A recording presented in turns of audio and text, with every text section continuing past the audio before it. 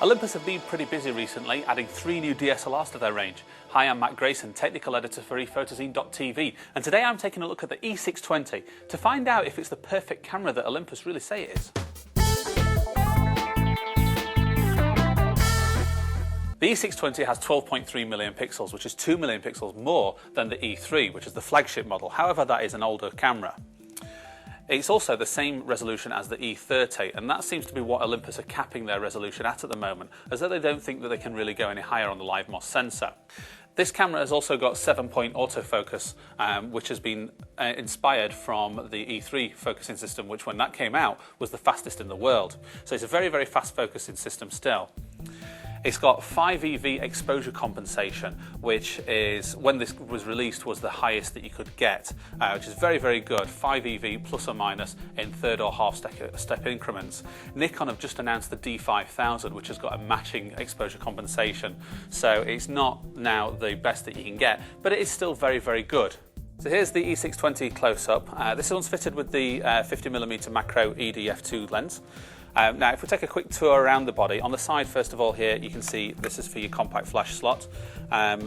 Compact flash and XD picture card is what the camera takes. It is dual slot, and you can choose between the two cards. Now, moving on to the top of the camera, and you'll see down here it's got a couple of buttons. This reminds me of the top plate of the E3, which is highly unusual because it's a professional model. The front button, though, is just simply flash activation. It does nothing else except pops the flash up. The one below that is for your drive, so you've got your self timer, your continuous shooting and your wireless remote options there. This little subway sign on the side here, that is for showing where the sensor lies within the camera. It's what they call the film plane locator, and that's for when you're doing fine focusing. You can actually measure then from this spot to the subject that you're photographing and make sure everything's in fine detail focus.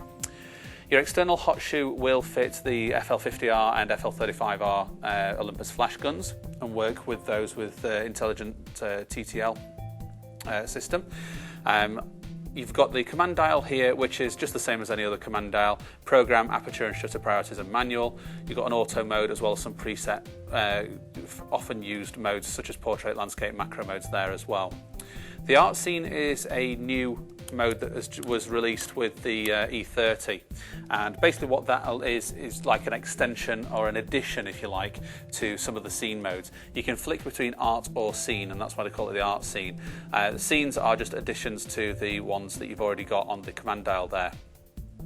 The art mode is something a little bit different, which I'll take you through in just a few seconds when we look on the back of the screen. This little dial here is for rotating through your aperture priority. It'll adjust your aperture, shutters on your shutter priority, and you're on both when you're in manual. It'll also scroll through the menus quicker than using the navigation pad on the bottom. Exposure compensation button is situated just next to the shutter release. Now, moving on to the back, you'll see that the screen here is a 2.7-inch polysilicon TFT LCD screen. It's nice and bright, and it's also articulated, which means it can move in a multitude of directions, which is ideal for photographing low down, photographing high up. You'll still be able to see what you're doing, as well as doing self-portraits. So you can photograph yourself there.